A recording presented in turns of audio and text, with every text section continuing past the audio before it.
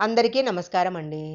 అద్భుతమైన రహస్యాలను తనలో దాచుకున్న లేపాక్షి ఆలయ రహస్యాలను గురించి ఇప్పుడు మనం తెలుసుకుందాము. ఈ లేపాక్షి ఆలయము ఆంధ్రప్రదేశ్ రాష్ట్రము అనంతపూర్ జిల్లాలో ఈ లేపాక్షి ఆలయము ఆంధ్రప్రదేశ్ రాష్ట్రములో అనంతపూర్ జిల్లాలో ఉంది.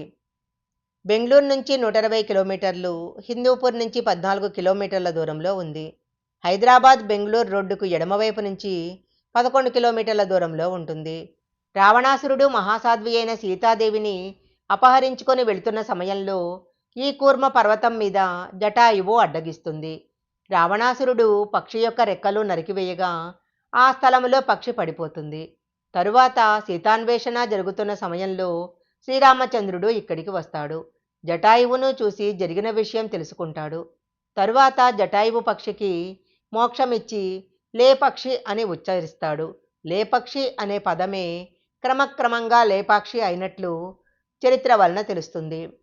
108 శైవక్షేత్రాలలో ఒకటిగా చెప్పే లేపాక్షి ఆలయంలో ముందుగా వినాయకుడిని దర్శించి తరువాత వీరభద్రుడిని దర్శనం చేసుకోవాలి.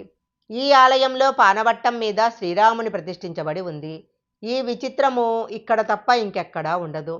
వీరభద్రుడు, శ్రీరాముడు, దుర్గాదేవి, పాపనాశేశ్వర్లను కలిపి ఆరాధించే ఏకైక ఆలయము ఈ లేపాక్షి ఆలయము.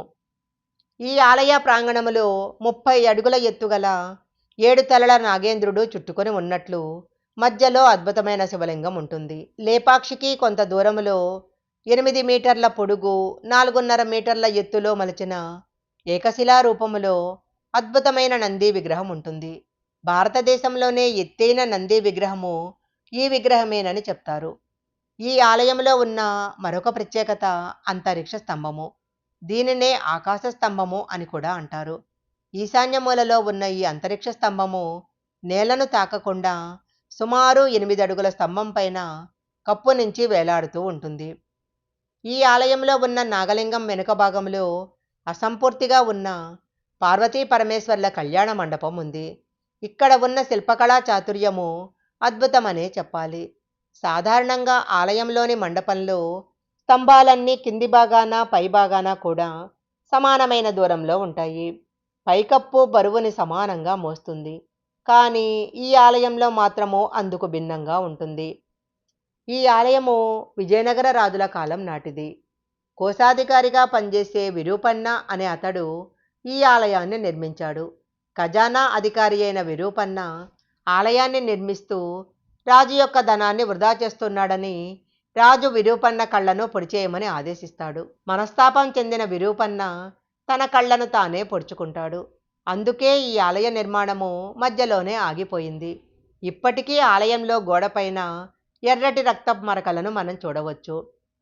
మన దేశంలో కొన్ని ప్రసిద్ధమైన ఆలయాలు దేవతలు ఆతిథ్యం ఇచ్చే నివాసాలని చెప్తారు. అలాంటి కొద్ది ఆలయాలలో లేపాక్షి ఆలయం కూడా ఒకటి.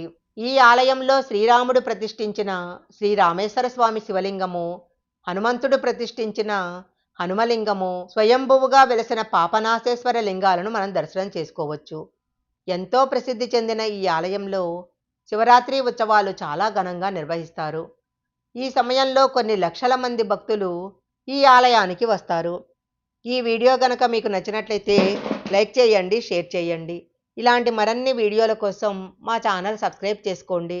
పక్కనే ఉన్న బెల్ ఐకాన్ యాక్టివేషన్ చేసుకుంటే మేము పెట్టే వీడియోలన్నీ కూడా మీకు ముందుగానే నోటిఫికేషన్గా వస్తాయి. మరొక మంచి వీడియోతో మళ్ళీ కలుసుకుందాం.